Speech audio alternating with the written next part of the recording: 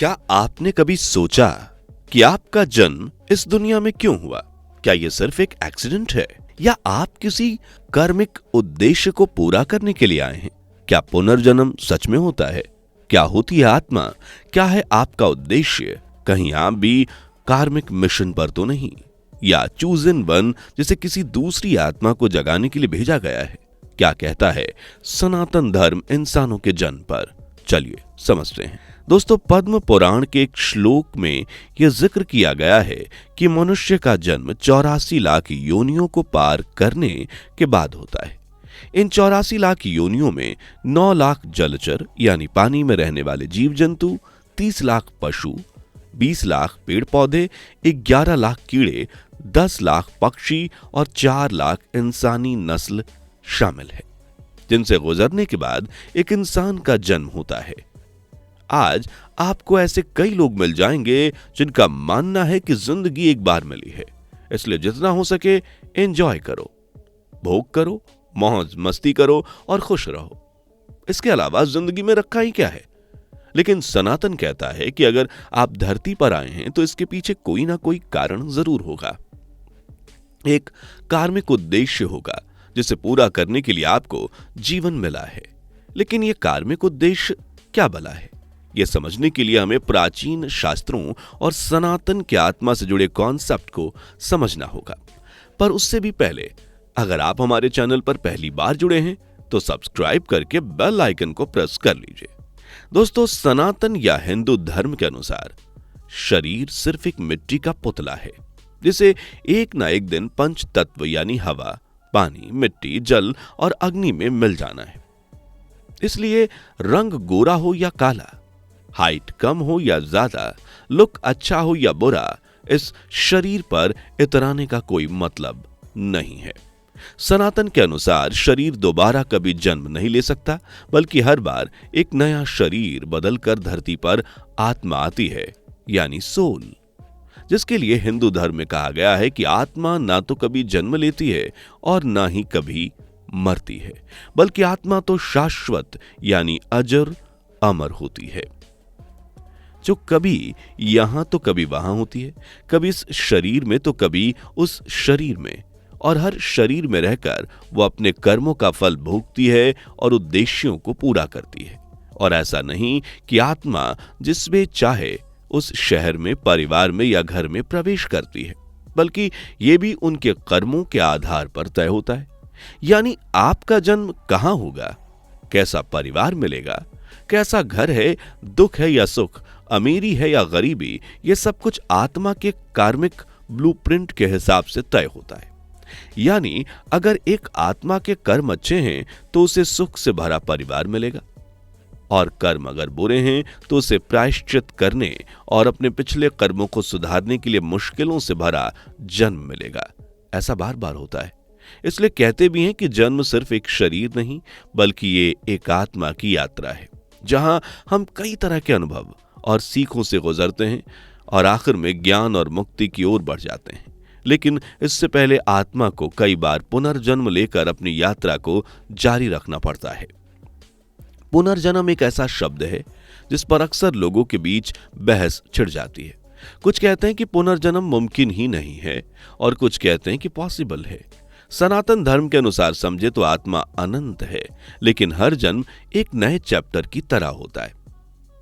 गरुड़ पुराण, श्रीमद् भगवत गीता में भी पुनर्जन्म का स्पष्ट वर्णन है।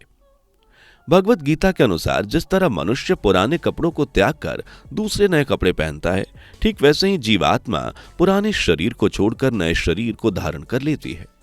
इस तरह एक शरीर से दूसरे शरीर में आत्मा का पुनर्जन्म तब तक होता है जब तक कि वह मोक्ष की प्राप्ति नहीं कर लेती।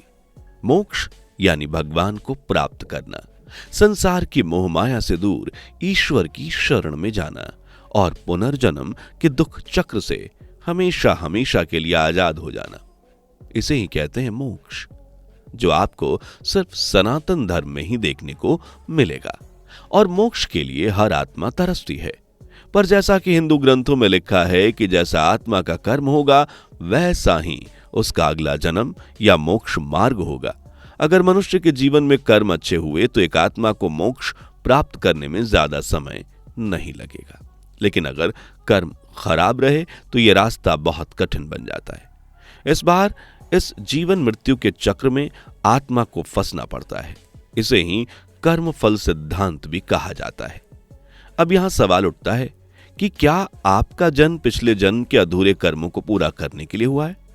चलिए इसे भी समझते हैं। आपने देखा होगा कि कुछ लोग चांदी की चम्मच लेकर पैदा होते हैं, यानी इतने अमीर कि आसपास नौकर चाकर, खाने पीने, रहने, घूमने, हर चीज की आजादी, मतलब उनके पास हर वो सुविधा होती है जो इंसान का मन खुश कर दे। वहीं कुछ लोग ऐसे भी होते हैं जिन्हें 2 वक्त की रोटी के लिए भी तरसना पड़ता है। भूख प्यास से तड़पते हैं, उम्र भर उन्हें दुखों का सामना करना पड़ता है, जिस वजह से वो ऊपर वालों को कोसते रहते हैं, उन्हें इतनी बुरी जिंदगी क्यों दी। कई बार तो लोग ये सोचकर खामोशी से अपनी दुख भरी जिंदगी काटते हैं कि शायद ये उनके पिछले जन्म के कर्मों की सजा है। पर सनातन कहता है कि यह सजा नहीं, बल्कि आपको सुधारने का एक मौका दिया गया है। वो कहते हैं ना कि हर किसी को जिंदगी में दूसरा मौका जरूर मिलता है। ठीक वैसे ही एक आत्मा को भी अपने बुरे कर्मों को सुधारने के लिए दुख, परेशानी, संकट, दर्द सब दिए जाते हैं ताकि वो सुधर सके और उसके पाप धुल सकें। इसलिए अगर आप भी यही सोच रहे हैं कि यह सजा है तो ऐसा मत सोचिए। सोचिए कि ये तो ऊपर वाले का दिया हुआ एक सुनहरा मौका है जो आपको मोक्ष के मार्ग तक पहुंचा सकता है। लेकिन क्या मोक्ष ही आत्मा का एकमात्र मिशन है? तो जवाब है नहीं।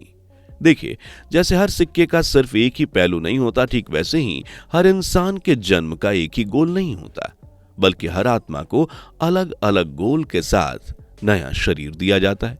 कुछ आत्माओं का जन्म लोगों की सेवा करने के लिए होता है, जबकि कुछ का सीखने के लिए, कुछ का मुक्ति के अंतिम कदम के लिए। जीवन में जो कुछ भी होता है वो सब आत्मा की यात्रा को दिखाता है। जैसे आप अपने पैशन को फॉलो करते हुए किसी खास चीज को अचीव करने की कोशिश कर रहे हैं, तो यह आपकी आत्मा की यात्रा है। अगर आप दुख, दर्द, तकलीफों को बर्दाश्त कर रहे हैं तो यह आपकी आत्मा की यात्रा है। अगर आपके जीवन में सुखों की भरमार है, जिंदगी बिल्कुल सही चल रही है और आप दूसरों का भी भला कर रहे हैं, उनकी सेवा कर रहे हैं, तो यह आपके आत्मा की यात्रा है। इसी तरह हर आत्मा अपने अपने मिशन में लगी हुई है ताकि उसे पूरा कर जीवन को असली मकसद दे सके। हालांकि जन्म को लेकर साइंस की थियरी समझे तो साइंस डीएनए की बात करता है, यानी डीऑक्सीओबोनुक्लिक एसिड, जो एक आनुवांशिक पदार्थ है जो मनुष्य और दूसरे जीवों के जन्म का आधार बनता है। लेकिन वेद कहते हैं कि आत्मा जैसा कर्म करती है उसे वैसा ही शरीर मिलता है।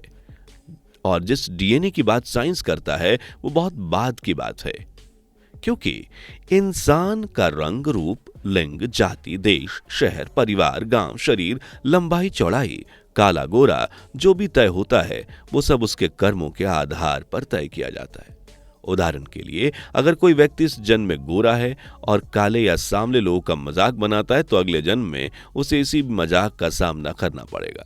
अगर कोई अपने अच्छे खासे शरीर पर इतराता है और किसी विकलांग का मजाक उड़ाता है तो अगले जन्म में उसे भी उपहास का सामना करना पड़ेगा। और यही प्रकृति का नियम है, जैसी करनी वैसी भरनी। आज जो बोओगे कल तुम वही काटोगे। चलिए अब आपको समझाते हैं कि आपके जीवन का उद्देश्य क्या है। देखिए, इसके लिए आपको खुद 3 सवाल पूछने हैं। पहला, मुझे किस चीज में नेचुरल इंटरेस्ट है? दूसरा, मेरा सबसे बड़ा दर्द क्या है? तीसरा और आखिरी, मुझे किस चीज से आंतरिक शांति मिलती है? अब इन तीनों सवालों के जवाब भी आपको खुद ही ढूंढने, क्योंकि इनके जवाब आपको कर्मिक पैटर्न और जन्म का कारण बताएंगे। आपका नेचुरल इंटरेस्ट बताएगा कि आपकी आत्मा की यात्रा क्या होने वाली है, आपका दर्द बताएगा कि आपको मौका क्या मिला है, और आपकी आंतरिक शांति बताएगी कि आप मोक्ष से कितने दूर हैं।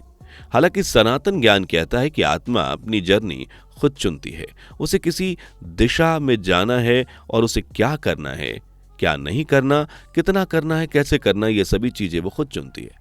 बस आपका शरीर एक जरिया है आत्मा के उद्देश्य को पूरा करने के लिए। इसलिए जब भी मन में सवाल उठे कि आपका इस दुनिया में आने का कारण क्या है, कहीं ये जीवन फिजूल तो नहीं, तो बस अपने आप से इन 3 सवालों को पूछना।